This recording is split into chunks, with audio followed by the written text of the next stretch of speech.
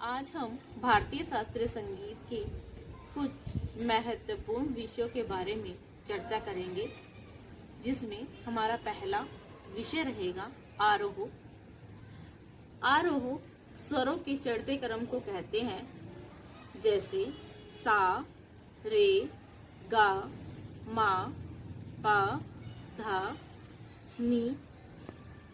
किसी स्वर से लेकर क्रमानुसार ऊंचे स्वरों को बोलने को आरोह कहते हैं। जैसे राग भूपाली का आरोह मैं बोलकर आपको बताती हूँ।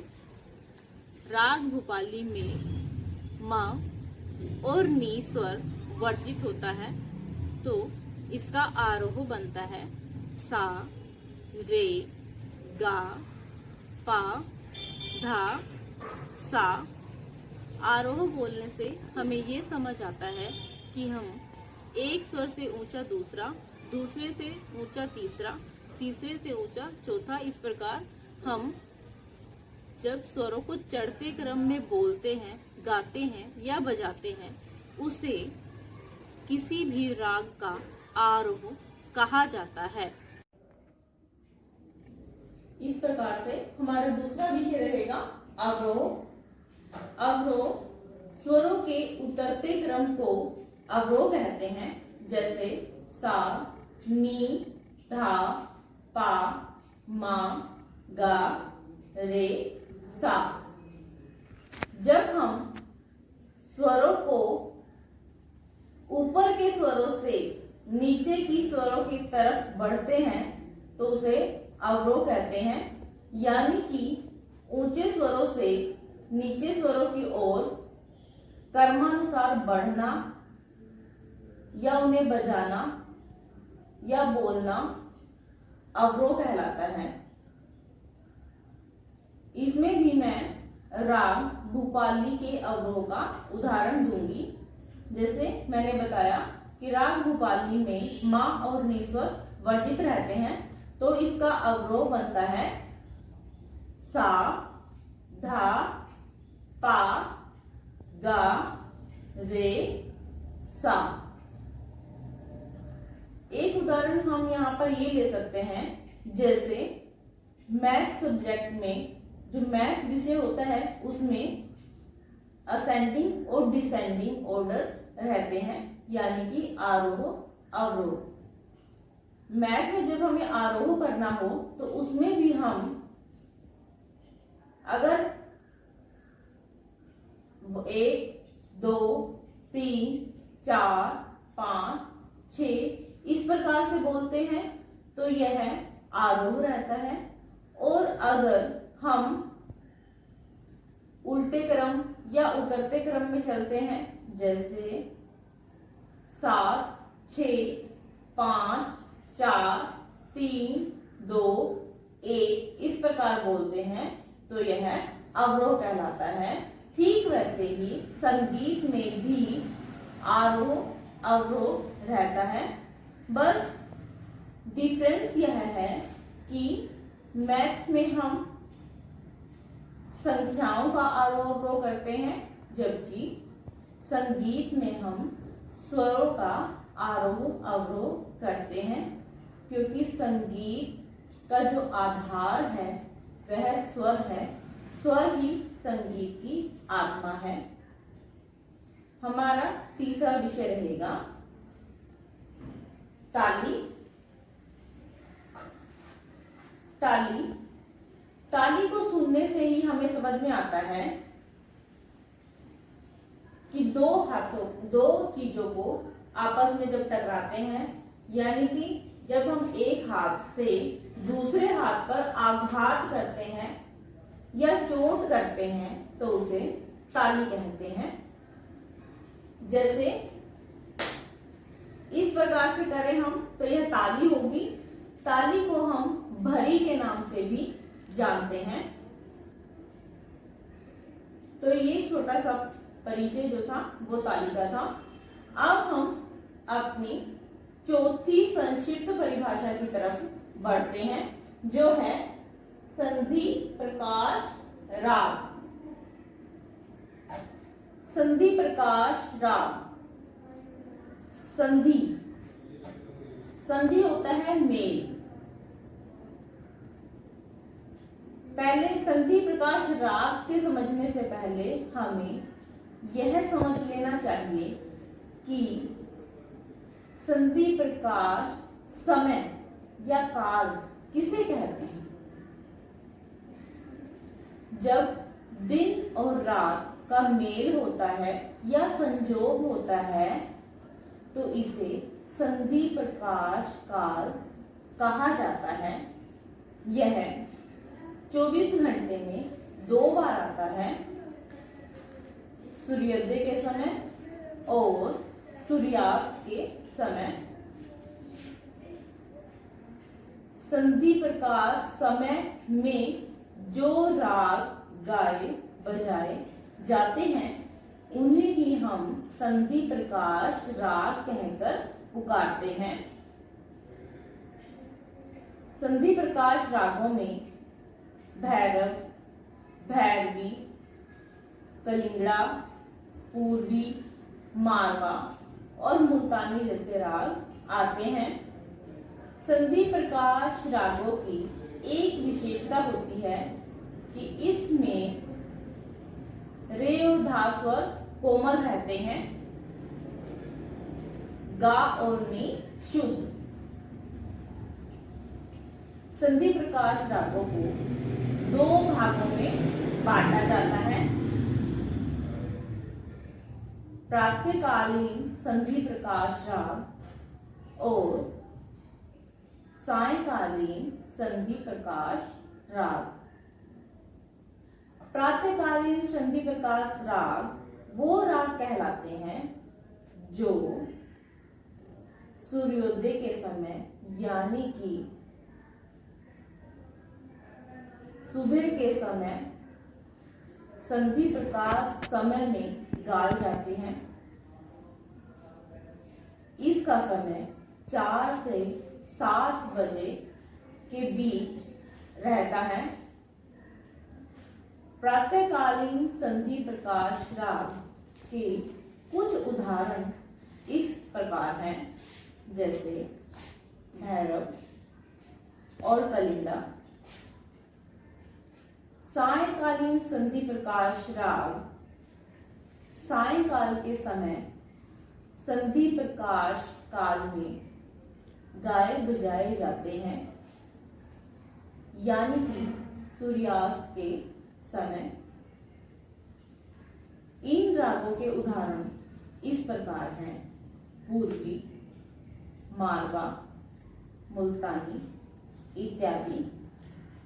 प्रातःकालीन राग और सायंकालीन संधि प्रकाश रागों में हमें कैसा पता चले कि प्रातःकालीन संधि प्रकाश राग कौन से हैं या उनकी क्या विशेषता है, और सायंकालीन संधि प्रकाश राग कौन से हैं या उनकी क्या विशेषता है। तो इनकी एक मुख्य विशेषता यह है कि प्रातःकालीन संधि प्रकाश राग में मध्यम यानी कि मा स्वर शुद्ध रहता है, जबकि सायंकालीन संधि प्रकाश राग में मध्यम स्वर यानी कि मा स्वर तीव्र रहता है। कुछ अपवादों को छोड़कर बाकी सभी राग इसी मुख्य कारण के वजह से प्रातःकालीन और सायंकालीन संधि प्रकाश रागों में बांटे जाते हैं। धन्यवाद। हमारा 5th पॉइंट है गत। गत स्वरों की वह रचना जो राग व ताल में बंधी हुई होती है और तार वाद्य पर बजाई जाती है, उसे गत कहते हैं। गत 2 प्रकार की होती है, रजाखानीगत और मसीद खानीगत। पहले हम मसीद खानीगत के विषय में चर्चा करेंगे। मसीद खानीगत, मसीद खानीगत को विलंबित गत के नाम से भी जाना जाता है, क्योंकि यह विलंबित लय में बजाई जाती है। मसीद खानीगत का आविष्कार मसीद खां ने किया था, इसीलिए इस गत का नाम मसीद खानीगत पड़ा। मसीद खानीगत को आम बोलचाल की भाषा में स्लो गत के नाम से भी जाना जाता है। मसीद खानीगत के बोल निश्चित होते हैं, जैसे दिर दा, दिर दा रा, दा दा रा। मसीद खानीगत हमेशा 3 ताल की 12वीं मात्रा से शुरू होती है, अर्थात मसीद खानीगत का मुखड़ा हमेशा 5 मात्राओं का होता है। मसीद खानीगत 3 ताल में ही बजाई जाती है। मसीद खानीगत को पश्चिमी बाज कहकर भी पुकारा जाता है। ये मसीद खानीगत थी। अब हम रजाखानीगत के विषय में चर्चा करेंगे। रजाखानीगत, जैसा कि नाम से ही पता चलता है कि रजाखानीगत का आविष्कार रजा खां ने किया था, इसी कारण इस गत को रजाखानीगत कहकर पुकारते हैं। रजाखानीगत के बोल निश्चित नहीं होते, यह ताल की किसी भी मात्रा से शुरू हो सकती है। रजाखानीगत द्रुत लय में बजाई जाती है, इसी कारण इसे द्रुत गत के नाम से भी जाना जाता है।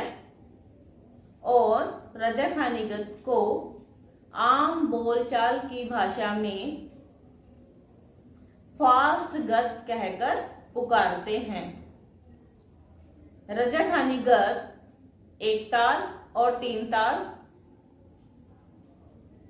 में बजाई जाती है। इसे पूर्वी बाज कहकर पुकारते हैं। रजाखानीगत और मसीद खानीगत में लय में भी अंतर रहता है और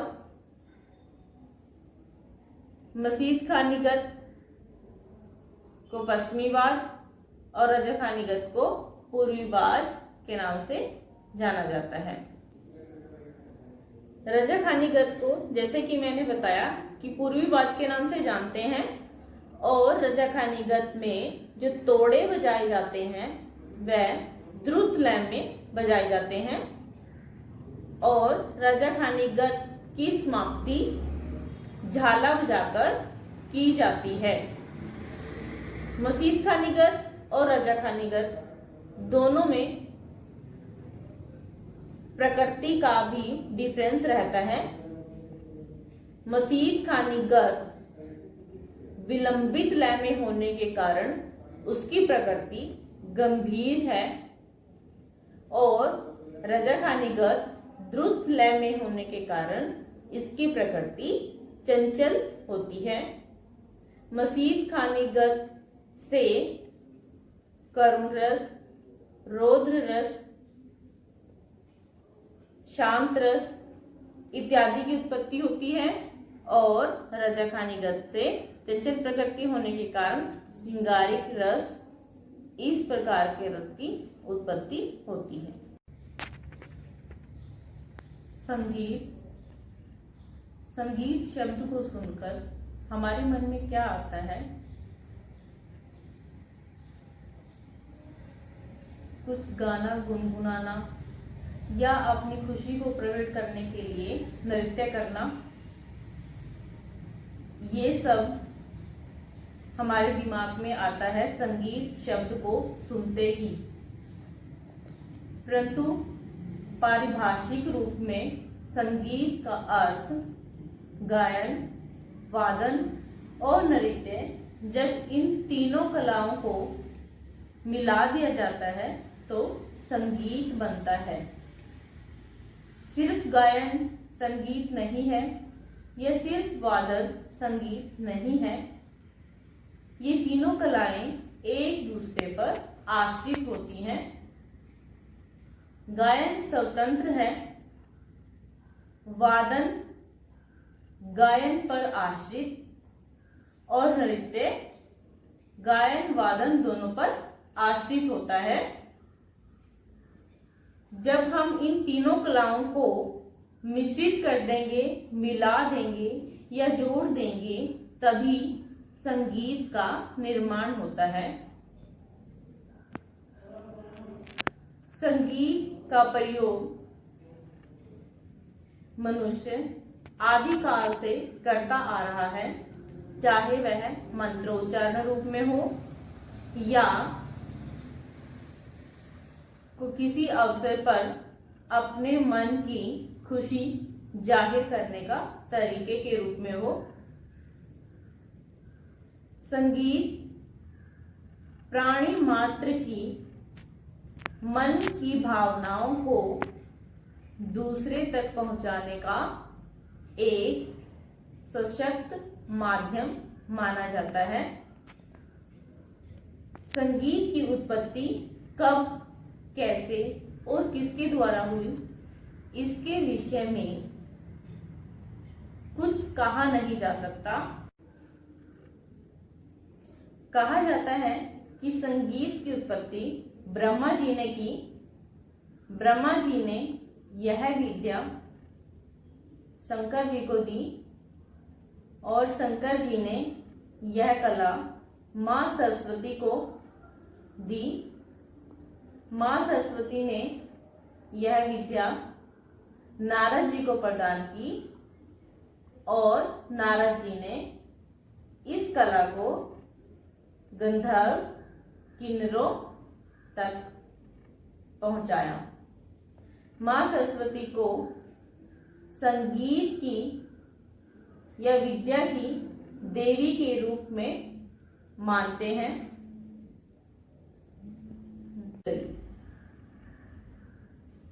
कुछ लोगों का मत है कि संगीत की उत्पत्ति पहाड़ों पर रहने वाले मूसिकार पक्षी, जिसकी चोंच में 7 छिद्र होते हैं, उन 7 छिद्रों के आधार पर 7 स्वरों की उत्पत्ति हुई। और यह भी कहा जाता है कि ओम ध्वनि से संगीत की उत्पत्ति हुई है। संसार में व्यापक सभी चीजों में संगीत किसी न किसी रूप में पाया जाता है, जैसे पक्षियों के कलरव में, झरने के बहने में, हवा के चलने में, बच्चे के रोने में। हर एक चीज संगीत से किसी न किसी तरह जुड़ी हुई है। मनुष्य के जन्म से लेकर मृत्यु तक संगीत उसके साथ चलता है। अब ये तो थी कि संगीत की उत्पत्ति कैसे हुई। अब हम बताएं कि संगीत के कितने पक्ष होते हैं। संगीत के 2 पक्ष बताए जाते हैं, शास्त्रीय पक्ष और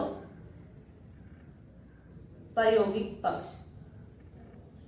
शास्त्रीय पक्ष में संगीत का शास्त्र पक्ष यानी कि रागों का परिचय, तालों का परिचय, जीवनियाँ इत्यादि आती हैं, यानी कि जो लिखित रूप में हमें मिलता है। ये है संगीत का शास्त्र पक्ष। दूसरा प्रायोगिक पक्ष। प्रायोगिक मतलब प्रैक्टिकल।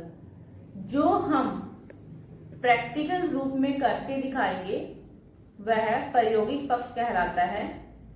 जैसे ताल को तबले पर बजाना या हाथ पर बजाना, रागों को गाना बजाना इत्यादि प्रैक्टिकल में या प्रायोगिक पक्ष में आता है। संगीत के प्रकार। संगीत के दो प्रकार माने गए हैं, शास्त्रीय संगीत और भाव संगीत। शास्त्रीय संगीत वह संगीत होता है जिसमें हम अपनी मर्जी से कोई बदलाव नहीं कर सकते। शास्त्रीय संगीत नियमों में बंधा हुआ होता है और हमें उन नियमों के अनुसार ही गाना व बजाना होता है। भाव संगीत। भाव संगीत नियमों में बंधा हुआ नहीं होता। इसमें हम अपनी सहूलियत के अनुसार कुछ बदलाव कर सकते हैं। भाव संगीत मनुष्य की भावनाओं को दर्शाने के लिए है, या कह सकते हैं कि भाव संगीत मनुष्य के मनोरंजन के लिए है। भाव संगीत में जो संगीत आता है वह कुछ इस प्रकार से है, जैसे भजन, गजल या लोकगीत। अब यहाँ पे प्रश्न उठता है कि लोकगीत में क्या आएगा। लोकगीत जैसा कि सुनने से ही पता चल रहा है, लोगों का अपना संगीत, यानी कि जो लोगों की अपनी भाषा, अपने रहन सहन, खान पान इत्यादि पर आधारित होता है, वह लोक संगीत कहलाता है। हर क्षेत्र का अपना लोक संगीत होता है। जैसे हरियाणा के लोक संगीत को हरियाणवी संगीत के नाम से जाना जाता है। इसी प्रकार पंजाब का पंजाबी संगीत कहलाता है। हर एक जगह का अपना अपनी क्षेत्रीय भाषा में अपने रहने सहने, बोलने चालने, खाने पीने इत्यादि, पहनावे इत्यादि पर आधारित जो संगीत होता है वह लोक संगीत कहलाता है।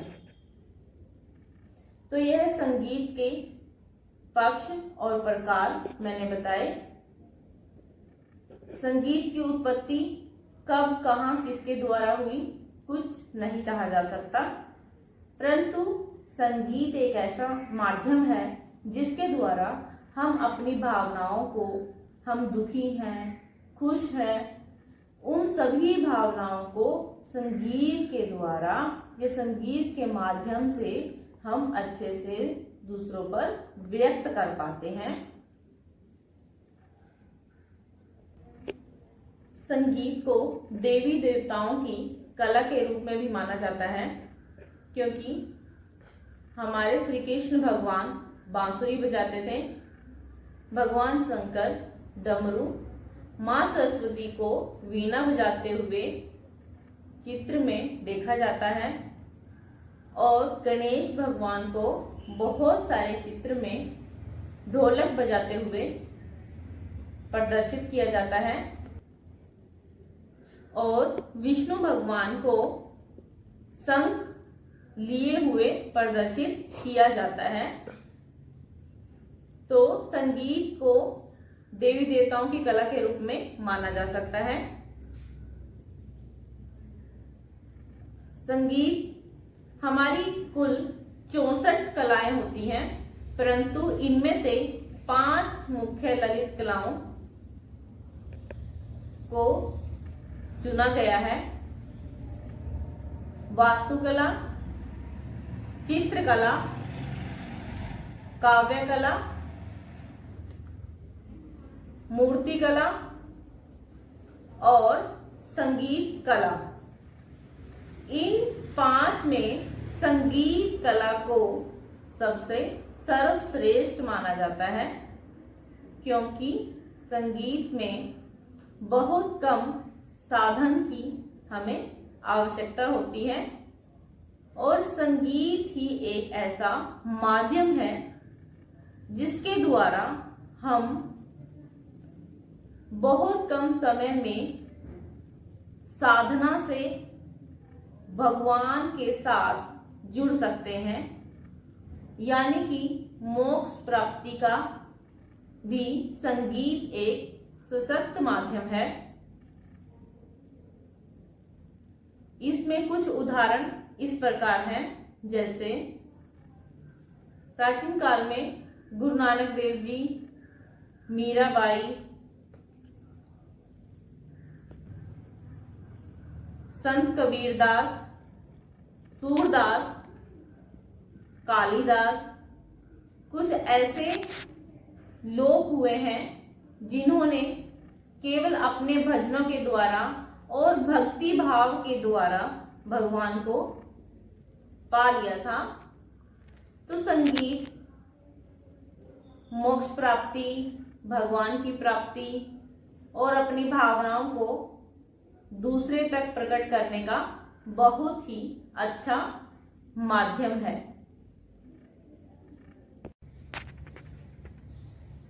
संगीत संगीत शब्द को सुनकर हमारे मन में क्या आता है?